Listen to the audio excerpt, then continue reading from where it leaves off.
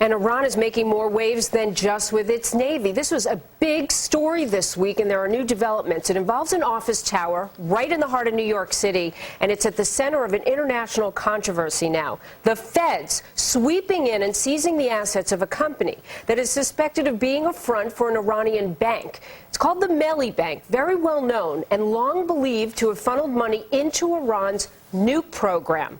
Well, guess what? The company, the Asa Corporation, just happens to own 40% of this building right on New York's Fifth Avenue in the center of Manhattan. And now we're learning the president of the foundation that owns the remainder of the building has been busted by the feds, led away in handcuffs yesterday, accused of destroying documents that are related to the case. All of these developments have raised fears. How easy would it be to sneak a suitcase nuke or a dirty bomb into Manhattan? The office tower is smack dab, as I said, in the heart of New York City. Many American companies have offices there. Joining me now, Fox terror analyst Walid Phares on this big story. Walid, should we be surprised to know that an Iranian-related company has an office like this and derives funds from a business right here in the heart of Manhattan? No, we should not be surprised, because the Iranian strategy basically is to have as many and as much assets in the United States and other countries it considers as an enemy. Remember, Ahmadinejad and his regime have said the world will be better off without America. So if you follow the chain of this particular situation, the building is owned by the Asa Corporation, 40% at least is. Now, the Asa Corporation is accused by the U.S. government of being a front to the Melli Bank. The Melli Bank has been designated last year by the U.S. government as a facilitator for proliferation of weapons of mass destruction, including nukes, to the Pasdaran, which is the intelligence service, the militia that is at the service of the Iranian regime. So this chain basically tells us that somebody in Tehran can have access to the assets of this company here in the United States, and eventually, as you said in the intro, in the case of a confrontation, use it to place something very dangerous, including possibly tactical nukes in the future or a dirty bomb.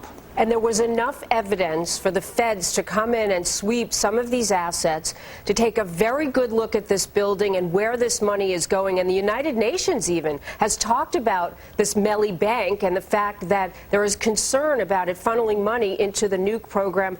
Tell me, though, about the security concern right here in this major metropolitan area where this building is located, about the possibility of them having unfettered access if they wanted to come in there with a suitcase or a dirty bomb. Well, look, America and most democracies have an open space for trade. New York is the capital of world finances. We know that very well.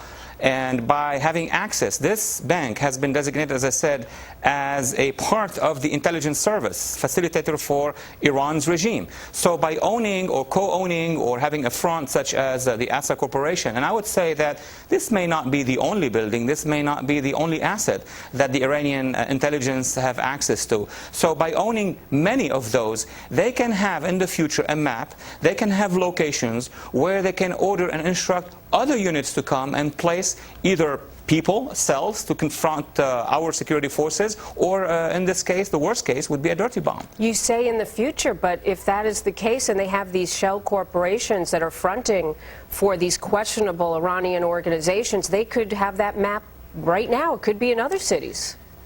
They could be doing this at this point in time. Remember, the 9/11 operation took some time to be organized. The Mumbai operation, it took some time, a year, to be those areas to be scouted. So by having access to many locations, especially in Manhattan, especially in New York, the Iranian intelligence service would be preparing for the case of a confrontation in the future, but it's been prepared right now. So what the law enforcement have done with regard to this location is very important. This is preemption, and New York police and New York authorities are doing the right thing here. Well, that's my final question for you, Walid. Are we on it? I think we are. Look, the New York various law enforcement agencies are the top in the nation, I would say even internationally. They see the strategy of it, and more importantly, their responsibility is just huge. This is the financial capital of the world. This is the seat of the United Nations, so they know what they're doing. Yeah, and this location, I have to tell you, is very close to the United Nations. Many American companies, names we know, are in that building. Liz Claiborne, and there's a Schwab office. Juicy Couture even just opened their store on the ground floor. So we're going to keep an eye on this story for everyone. Walid Phares, it is always very good to talk to you, especially about something so serious right here in the middle of Manhattan. Thank you, Walid.